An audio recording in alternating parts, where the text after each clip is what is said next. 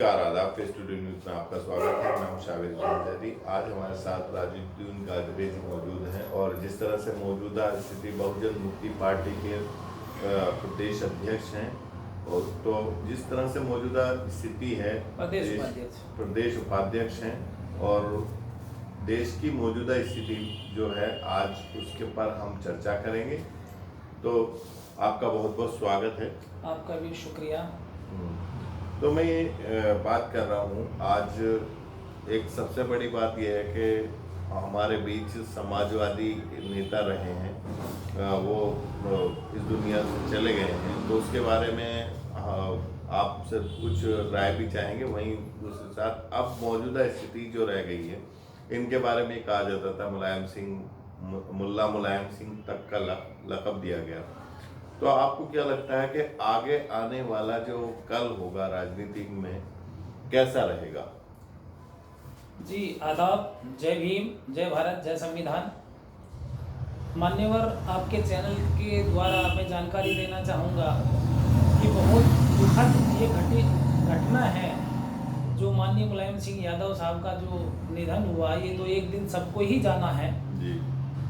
लेकिन आप जो ये वर्ड कह रही हैं मुल्ला मुलायम सिंह, ये मुल्ला मुलायम सिंह केवल देखिए, ये जो आप कह सकते हैं गोदी मीडिया या आरएसएस बीजेपी या षड्यंत्रकारियों की जो मीडिया है देश को बर्बाद कर देने वाली, ये उनका लक़ब है।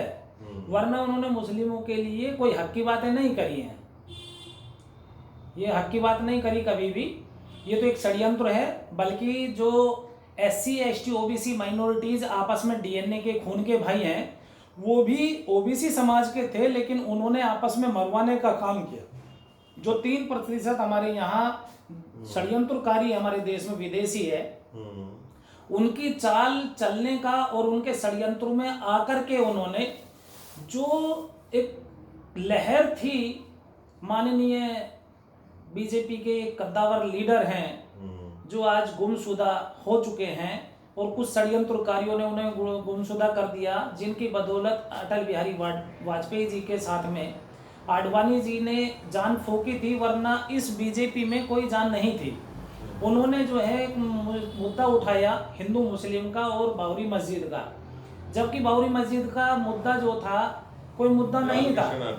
माननीय लाल कृष्ण आडवाणी जो मुद्दा नहीं था, उन्होंने इसको मुद्दा बनाया और राजनीतिक इसमें गर्म की और गरमाई भरने में इसमें माननीय मुलायम सिंह जी का बहुत बड़ा हाथ मानता हूं मैं, और रहा है, क्योंकि उसके बहुत सारे सबूत हैं। मुस्लिमों के फेवर में ना इन्होंने कभी कोई कार्य किए, इन्होंने केवल उन षड्यंत्रकारियों के तहत रह करके उनके अंडर में काम किए जो कच्छाधारी एक षड्यंत्र रचा रहे हैं हमारे देश में। जबकि हमारा अभी एक बहुत बढ़िया काम हुआ है कि PFI नामक एक सामाजिक संगठन को इन्होंने बैन किया, क्योंकि जी वो मुस्लिम राष्ट्र बनाना चाहते थे। तो मैं आपके चैनल के माध्यम से ये भी कहना चाहूँगा, जो हिंदू राष्ट्र बनाना चाहते हैं, क्या वो आतंकी या देशद्रोही नहीं है?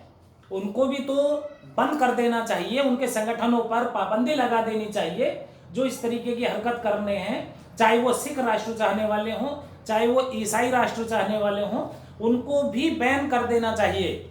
क्योंकि हमारा देश देखिए लोकतंत्र देश है, और लोकतंत्र में SC ST OBC माइनॉरिटीज सबका देश है।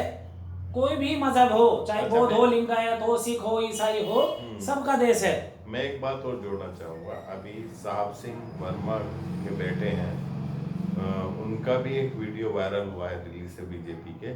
तो वो अभी सांसद हैं और रुपेश वर्मा नाम से है वो व्यक्ति।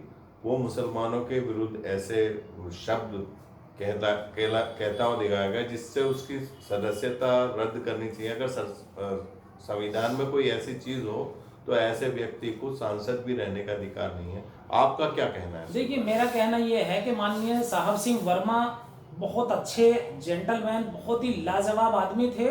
जो उनके लीडर, उनके वालिद साहब, उनके जो डैडी थे।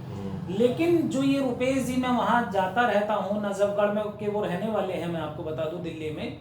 लेकिन ये एक हवा जो चल रही है एक षड्यंत्रकारियों की, आज उन लोगों का देखिए, हमारी विधायिका, कार्यपालिका, न्यायपालिका और मीडिया चारों स्तंभ पर कब्जा कर लिया। तो वो लोगों को गुमराह करके राजनीति कर रहे हैं। ऐसे ही रुपेश जी गुमराह कर रहे हैं। ऐसे ही अभी पीछे भी आपने देखा होगा, इनकी सबकी जननी जो है वो कांग्रेस है। अब कांग्रेस कैसे है, कांग्रेस ने देखिए CNRC या कोई भी कानून बनाए और वो उसमें अपने आप लागू नहीं की, लेकिन लागू किसको किया, बीजेपी को आगे करके। इनका दोनों का एक जो है टारगेट है कि 10 साल तुम राज करो, 10 साल हम करेंगे, 5 साल तुम करो, 5 साल हम करेंगे। ये केवल एक हिंदू मुस्लिम का एक मुद्दा बना करके मामला किया जा रहा है, जबकि मुस्लिम जो है इस्लाम मजहब देखिए इतना पवित्र और पाक है, उसमें इंसानियत का ही काम होता है, ना ऊंच नीच का काम होता है, ना पाखंडवाद का काम होता है, ना अंधविश्वास का काम होता है, केवल एक लॉजिक के ऊपर काम होता है और एक खुदा को मान करके एक विचारधारा पर काम करते हैं और अपना जिस धरती का अन्न खाते हैं उस धरती पर 5 मर्तबा नमाज के जरिए से 5 वक्त में सजदा करते हैं। और यदि नमाज की तरतीब पढ़ ली जाए, सुन ली जाए, तो आप भी, मैं मानता हूं कि आप भी कहेंगे कि मुस्लिम मजहब से, इस्लाम मजहब से कोई बढ़िया नहीं है। जो मुसलमान हैं नाम के, केवल वो बेकार हैं, इस्लाम मजहब को कोई उंगली नहीं उठा सकता। अभी पीछे यदि आप इतिहास देखें, 5 भारतीय इतने जबरदस्त गैर मुस्लिम राजा महाराजा हुए, बादशाह हुए हैं, और उनका नाम यदि पढ़ेंगे तो जलालुद्दीन मोहम्मद शाह बंगाली, उनका यदि पहला नाम पढ़ेंगे तो यदु गणेश नाम था उनका। और यदि फिर आप देखेंगे मुर्शिद कुली खान, उनका नाम पुराना सूर्य नारायण मिश्र था। चेरामल पेरुमल, इनका नाम रवि वर्मा था। और ऐसे ही राजा सोहनपाल, मेवात में भी ऐसा ही था। इन्होंने बड़े मस्जिद मदरसे बनवाए भाई साहब, क्योंकि ये पाखंडवाद और अंधविश्वास को खत्म करने वाला एक मिशन है, ये एक मजहब है, ये एक रोशनी है। इस रोशनी में जो आ गया वो बल्ले बल्ले, और जो नहीं आया तो वो पाखंडवाद में, अंधविश्वास में, और इस्लाम नहीं इंसानियत का दुश्मन हो जाता है। जब इंसान की हमदर्दी नहीं करेगा तो वो जानवरों से भी बदतर हो जाता है। कोई मजहब मुझे बतला दे कि इंसान के खिलाफ यदि आपको बात करनी बताता है तो वो मजहब कहाँ है। मुझे आप पुराणों में दिखा दें, इनके ग्रंथों में दिखा दें, बहुत सारे वेदों में दिखा दें, कहीं हिंदू नाम का शब्द नहीं है। लेकिन जो मुस्लिम है वो सिंधु घाटी की सभ्यता बोलता था, ये हमारा जो भारत देश है, यहाँ हड़प्पा सभ्यता, मोहनजोदड़ो सभ्यता, सिंधु घाटी की सभ्यता, और जो हमारे चारों ओर परिवेश है वो सिंध महासागर है। लेकिन ये लैंग्वेज में ऐसा लगता है हिंद बोल रहे हैं, हिंद महासागर। ऐसे ही सिंधुस्तान होना चाहिए, ये हिंदुस्तान बोलते हैं। तो हमारे भारतीय संविधान में बिल्कुल क्लियर लिखा हुआ है, इंडिया दैट इज भारत, बिल्कुल क्लियर कर दिया गया पहले। लेकिन कुछ लोग आज भी नहीं समझ पा रहे हैं, और जो षड्यंत्रकारी हैं वो लोगों को हिंदू करके एक इकट्ठा जुट किया, और उस एकजुट करने में माननीय मुलायम सिंह ने सबसे बड़ा रोल अदा किया। यदि देखिए ये लोकतंत्र है, सबको हक अधिकार है कि आप अपने मजहब की बात करें, धर्म की बात करें, या आप अपना प्रचार करें, अपने मजहब का प्रचार करें, कहीं रोक ठोक नहीं है। माननीय मुलायम सिंह यादव यदि गोली ना चलवाते, वो SC ST OBC माइनॉरिटीज यानी हमारे भाई तुम्हारे हैं, उनको नहीं मरवाते और सही दिशा देते, उनसे बातचीत करते, वो सारे तरीके थे, उन तरीकों को नहीं किया। लेकिन उन षड्यंत्रकारियों का उन्होंने एकजुट करने का काम किया, जो हिंदू नाम का एक मसला तैयार करके उसको भुनाना चाहते हैं। वो उनको आप मुझे बतलाइए, मस्जिद मदरसों पर ये लोग उंगली उठाते हैं। अब यदि मंदिरों की या मठों की बात करें, वहाँ त्रिशूल हो या तलवारें हो या और हथियार हो, बड़े जखीरे हैं, क्यों नहीं जांच करते? वहां पर जांच करने वाला नहीं है, हिम्मत नहीं है, क्योंकि आज न्याय जो है बिक चुका है, न्याय व्यवस्था पर काबिज हो चुके हैं, न्याय व्यवस्था को धूमिल करने का काम किया जा रहा है। ये बहुजन मुक्ति पार्टी ही एक ऐसी मातृ पार्टी है जो आपको और इंसान को एक इंसान बनने का मौका देगी, सबको हक अधिकार का मौका देगी।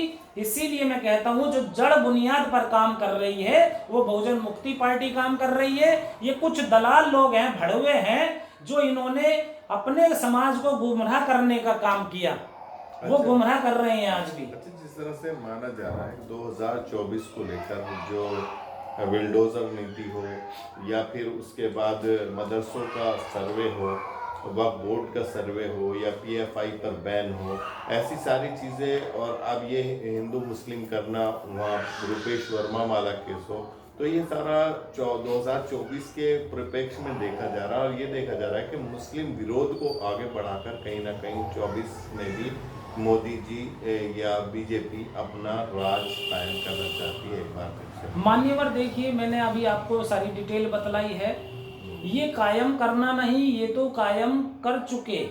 इन्होंने देश बेच दिया, बस लोगों को गुमराह करके ये राज कर रहे हैं। मैंने आपको बतलाया कि SC ST OBC माइनॉरिटीज कहीं अलग से नहीं बना, कोई मजहब अलग से नहीं है, सब प्योर मूल निवासी हैं, भारत के मूल निवासी हैं। कुछ विदेशी लोग जो षड्यंत्रकारी हैं वो मात्र 3 से 3.5% है। जिन मुद्दों की मैं बात कर रहा हूँ, आप इस बारे में क्या मैं वही बतला रहा हूँ आपको। उन मुद्दों को ये हर महीने में नया मसगला लाते हैं, इससे घबराने की जरूरत नहीं है। अब SC ST OBC समझ चुका है।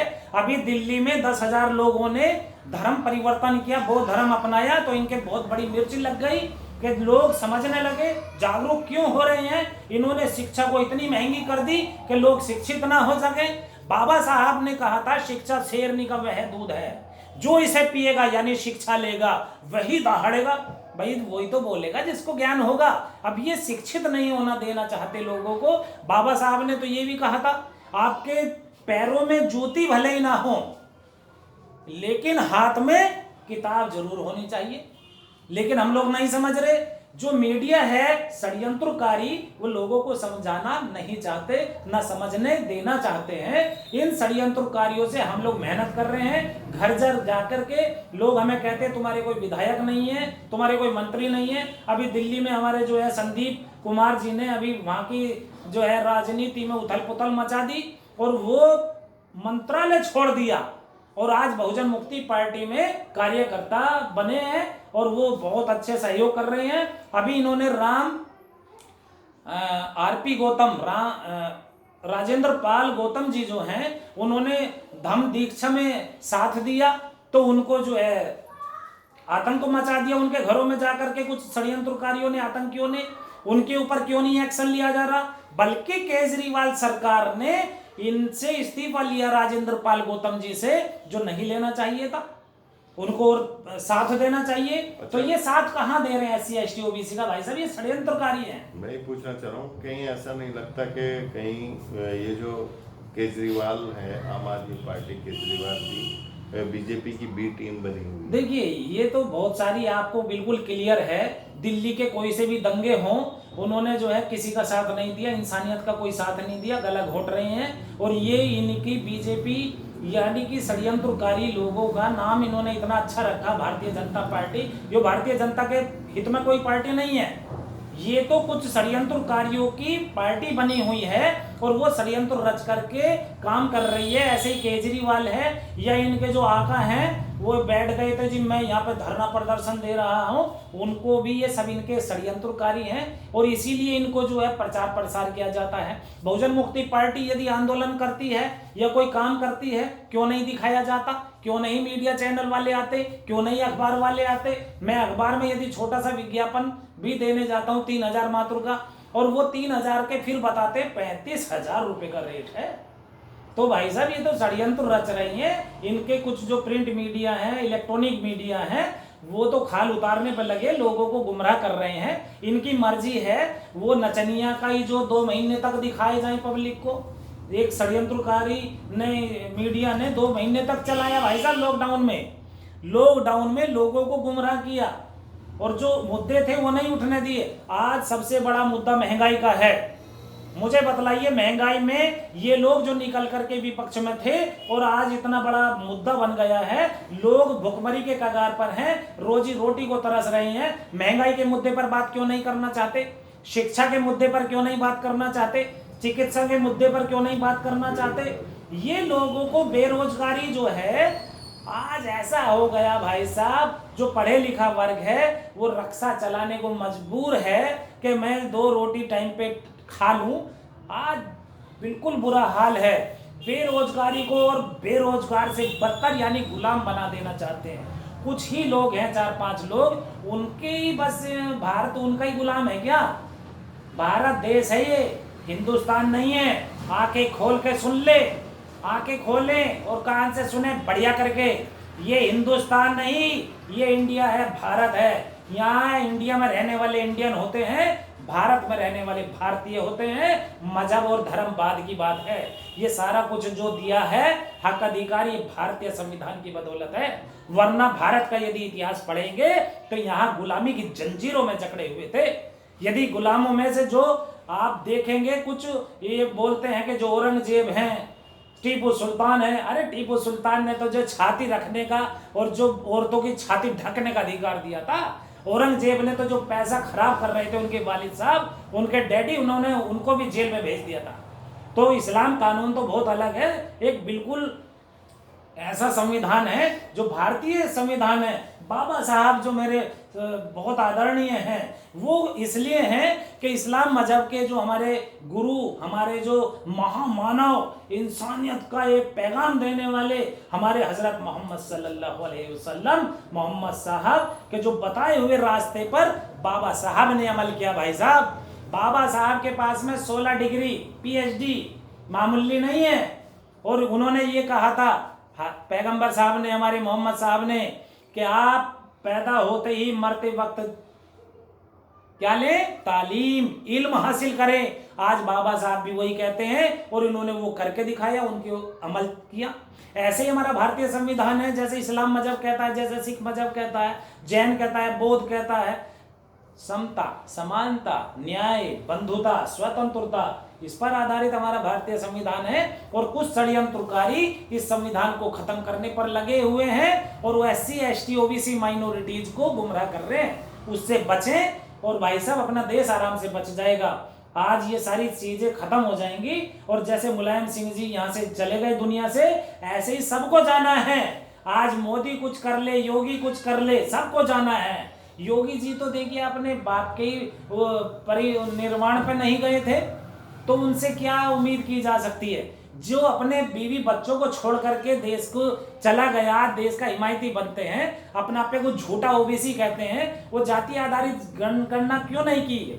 आज यदि वो CNRC की बात करते हैं तो उन्होंने जो है DNA के आधार पर क्यों नहीं लागू कराया जा रहा? आज जो बात करते हैं लोकतंत्र की और बाबा साहब के संविधान की, केजरीवाल हो या कोई सा भी बनता हो, ये लीडर के नाम पर लोगों को गुमराह कर रहे हैं, लीड नहीं कर रहे। ऐसे ही मुस्लिम समाज में लोग एक समाजवादी के नाम पर धोखा दे रहे हैं, लोगों को गुमराह कर रहे हैं। और ये मीडिया का खेल है, आज ये कुछ षड्यंत्रकारियों का खेल है। वरना मुलायम सिंह यादव जी ने उन लोगों को, हमारे भाइयों को, उनमें गोलियां लगवा करके बहुत बड़ा गलत काम किया था। लोकतंत्र की हत्या करने वाले थे, केवल अपने मुफाद के लिए, अपनी एक राजनीति चमकाने के लिए। ऐसे ही आज माननीय हमारी बहन जी जो हैं मायावती नहीं बोल रही, बहुजनों की सरकार बना ली, बहुजनों ने सब साथ दिया, पैसा बटोरा और वो पैसा बैठ गई। आप बताओ, माया पे जब बैठ जाओगे, जिसका जो हक अधिकार है SC ST OBC का, गरीब गुरबों का, उनको क्यों नहीं वो पैसा दिया गया? उन्होंने आज वो दब्बू बनी हुई हैं, क्यों नहीं बोल रही हैं, क्यों नहीं आ रही हैं आगे? क्योंकि उन्होंने जो है नारा बदल दिया, मिशन बदल दिया। बहुजन हिताय बहुजन सुखाय का जो नारा था वो बहुजन मुक्ति पार्टी इस्तेमाल कर रही है और उस पर काम कर रही है, बहुजनों के लिए काम कर रही है। मैं तो बीजेपी वालों से आपसे कहता हूँ, ये तो जोन से आज 131 सांसद बैठे हैं भाई साहब, इनका आज रिजर्वेशन खत्म करा दो राजनीति से। फिर मुझे बतला देना कि कौन बहुजनों की सरकार, बहुजनों को हक अधिकार मिले या ना मिले। जबरदस्त तरीके से मिलेंगे और बहुजनों की ताकत बनेगी। अब इन्होंने शिक्षा में से या जो अपना गवर्नमेंट में जो जॉब थी उनमें से अपने ये नाम पे, आरक्षण के नाम पे हटा दिया। अरे जो 3000 सालों से गुलामी जी रहा है, उनको जो है आप यदि कोई अधिकार मिल रहे हैं, उन्हें शिक्षा मिल रही है या कहीं अपना अधिकार मिल रहा है, नौकरी मिल रही, रोजगार मिल रहा है, तुम उसको आरक्षण को खत्म कर रहे हो। अरे जाहिलो, लोकतंत्र की ताकत को खत्म कर रहे हो तुम लोग। ये खत्म करो ना, बाबा साहब ने कहा था 10 साल के बाद खत्म कर देना राजनीति से आरक्षण, उसको खत्म कर दो। लेकिन उसको बना कर रखे हुए हैं क्योंकि उन्होंने पालतू लोग मिल रहे हैं, अब उनको लालच दे देते हैं और वो लालच के चक्कर में अपने के यो ऐशो आराम हमारा चला जाएगा और हमारी ये सदस्यता खत्म हो जाएगी, विधानसभा की विधायक खत्म हो जाएगी। हम बोलेंगे नहीं, समाज जाए भाड़ में। अरे भैया, ऐसे लालचियों को हमें उतार देना है, हटा देना है। जो बहुजनों की बात करेगा वही बहुजनों की राज करेगा। बहुजनों पे राज करना है, बहुजनों की बात करना है। जय भारत, जय संविधान। धन्यवाद। बहुत सारे 20 मिनट के ऊपर जो